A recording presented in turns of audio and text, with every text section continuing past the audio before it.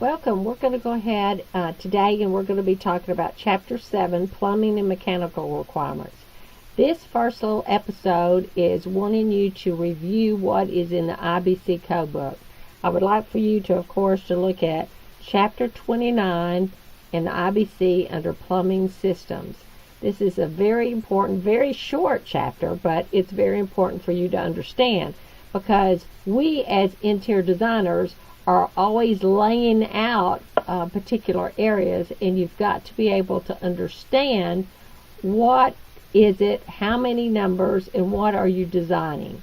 Okay, so let's get started. So if you turn to this, has mainly a table in here. This table, of course, is very important if you really look at it. It is divided up into classifications, occupancy, and we know our occupancy types because even though it may be an assembly, you know there's different types of occupancies within the assembly. You're going to see that through the other ones from that you see. If you turn the page, you will see where it talks about residential, but it talks about R1, R2, and goes through even subdividing some of those, and so you'll have to look at it from apartments to dormitories. R3, 1 and 2 family dwellings, R3, congregate living facilities. So you need to look and identify once you've determined what your occupancy classification is. So it gives you a really in-depth description of this. You'll all see water closets. It has male and female. So once you figure your occupant load, which we know how to do, then we're going to go and it's going to tell you have to divide the total of your occupant load in half. Okay? So if we have 300 people, that means half, 150 are going to be male and 150 are going to be female. So that's where you're going to go in and you're going to determine if it says here 1 and 125. So that means if I divide 125 into the 150, that means I've got 1 point something. You always have to round up. And then if you go into the female, 1 per 65, you'll divide 65 into that 150, and that will tell you how many. But you always have to round up. Also, it tells you lavatories. You do the same type of calculations on there. 1 per 200 for male, 1 per 200 for female. Bathrooms and tubs are not required, but sometimes they are. And then drinking fountain, 1 per 500. That's for the total occupant load. And then other, they might tell you 1 service sink. So this kind of gives you a quick overview, but you've got to go back through and read everything that it says up above because sometimes that makes a difference. It talks about here under 2902.1.1 fixture calculations. It says to determine the occupant load for each sex, the total occupant load shall be divided in half. Just which I told you about the 300. We have 300 total of our occupant load. We divide it in half. Half of it would be 150 for a male and 150 for a female. So it says to determine the required number of fixtures, the fixture ratio or ratios for each fixture shall be applied to the occupant load of each sex in accordance with the table, which we just discussed. Fractional numbers are resulting from applying the fixture ratio of the table shall be rounded up to the next whole number. So when I said that we had 150, we went back here, remember 150 that we required for the male, but we know that we have 1 per 125 for the male, so that means we have to round it up. We will have 2 water closets that's required for those 150 people, always rounding up. For calculations involving multiple occupancies, such fractional numbers for each occupant shall be first be the summed and then rounded up to the next whole number. So you need to make sure you understand that. Now, family or assisted use toilet and bath fixtures. A lot of times we see a lot of families that are put together because you have a father that needs to take their daughter to the restroom, or you may have a mother that needs to take an 8-year-old boy to the restroom. So you see a lot of times families are, you have your, like I had my dad, and helping him and assisting him in the restroom. So, sometimes you have to have those family restrooms. It says fixtures located within family or assisted use toilet and bathing rooms required by Section 1109.2.1, which you need to go back and look at, are permitted to be included in the number of required fixtures for either the male or female occupants and assembly and mercantile occupants. So what that's saying, you can include that if you have 4 males required and 4 females required. You could take out one of the males, and it could be, of course, the family. Okay, so this is kind of going back. You can see there's a long list of things in through here, but I want you to turn to the last page here of plumbing and kind of look over a few things that you see here. Let me make sure this is good and focused for you. Okay, when it talks about family or assisted use toilets serving as separate facilities, where a building or tenant space requires a separate toilet facility for each sex, and each toilet facility is required have only one water closet, 2 family assisted use toilets shall be permitted to serve as the required separate facilities.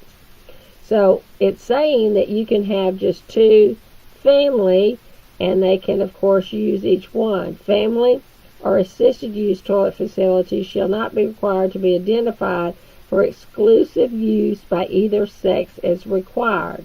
So you can have just all families if you choose to do that. It talks about employee and public toilet facilities.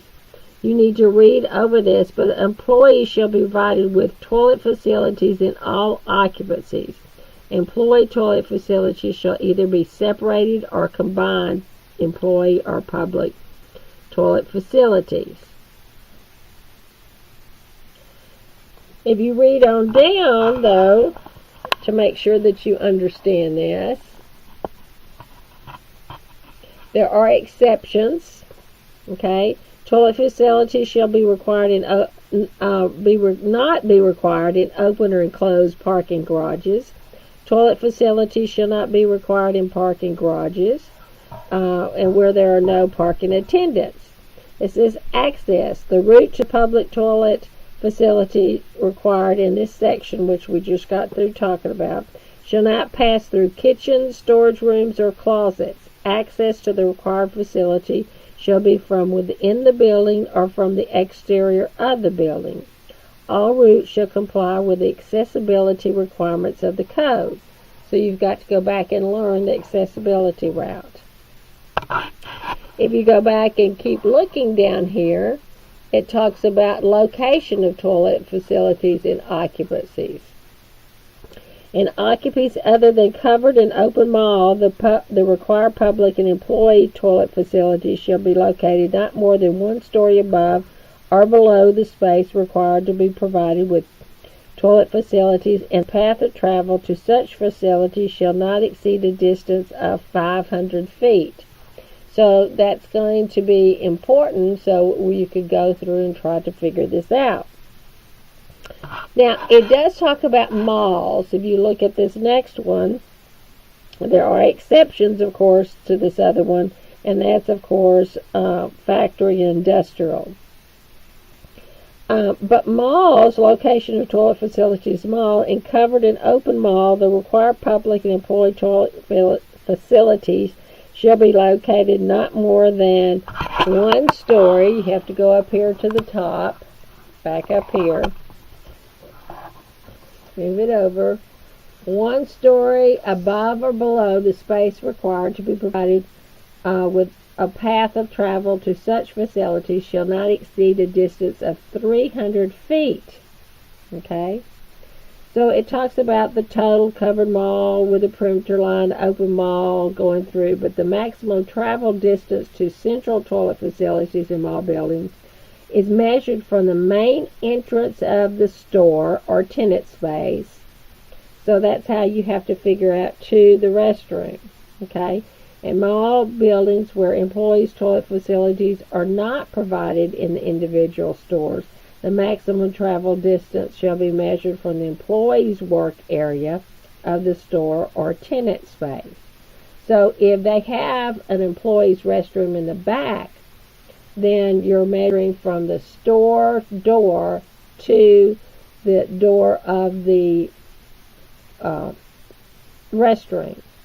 If there is no tenant or employee restroom, then you have to measure from the employee's work area of the store, which may be the back of the area, to the tenant space, to the restroom. Okay, it talks about also in here that you probably need to pay attention to is door locking, where a toilet room is provided for the use of multiple occupants. The room shall not be lockable from the inside of the room. This section does not apply for family or assisted use rooms. So it's saying you can't lock off the whole restroom. Stalls, yes, but we're not talking about that. We're talking about the whole toilet room. Signage is required for each sex if it has to be identifiable. Signs shall be readily visible and located near the entrance to each toilet facility.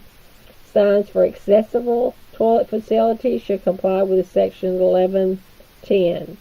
You must have directional signage, of course, for the route posted in accordance with 3107, so look that up. And then drinking fountains. This one is important so that you kind of understand, because you may be placing those within the building. We know it requires how to figure out how many we need, but drinking fountains shall not be required to be located in individual tenant spaces, provided that public drinking fountains are located within a travel distance of 500 feet of the most remote location in the, that's important, in the tenant space, and not more than 1 story above or below the tenant space. Where the tenant space is a covered or open mall, such distance shall not exceed 300 feet. Drinking fountains shall be located on an accessible route. So this kind of gives you an overview of how to understand, of course, what's written in the IBC code book. One of the things that you need to go back and look to make sure that we have that understanding here is go back and look at the chart. And when you see this chart, don't forget sometimes there are items at the very bottom, okay?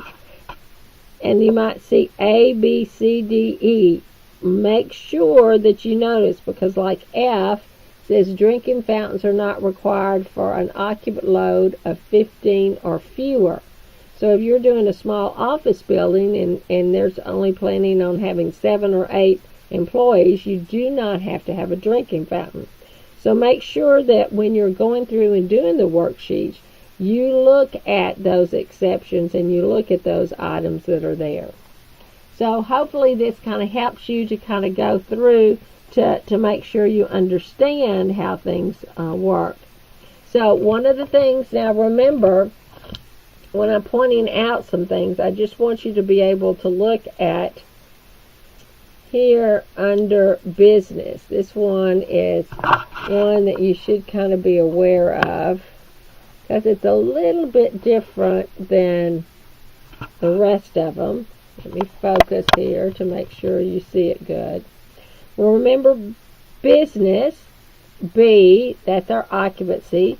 It says buildings for the transaction of business, professional services, or other services including involving merchandise, office building, banks, light industrial.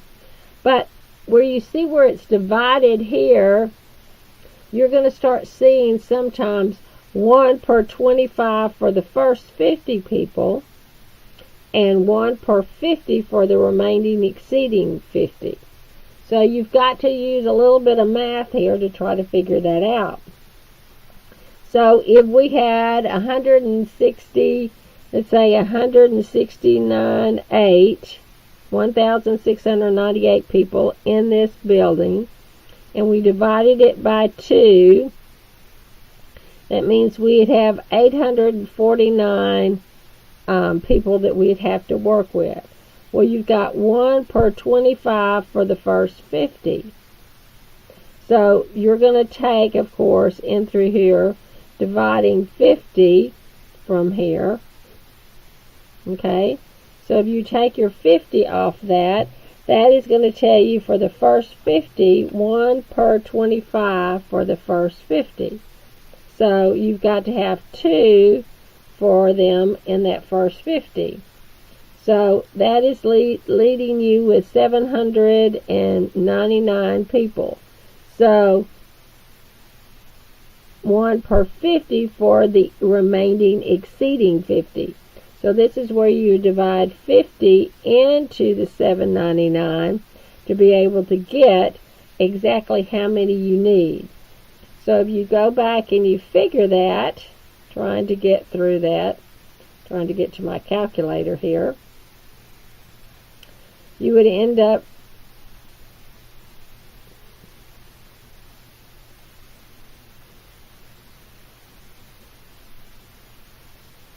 $7.99 divided by 50 comes up to 15.98. So that means we would have to have 16, okay, plus the 2 would be 18 to be able to fit in through here. So, but when that's looking at a total big building, but you've got to sometimes go back and look at each tenant space that's there and figure out if they have, of course, an employee or a public. But this is talking about public for the whole building. If that would be probably multiple floors, and you would be dispersing those based on what we read earlier. Okay, so I hope this helps you, and you can calculate your worksheet that will be attached a little later.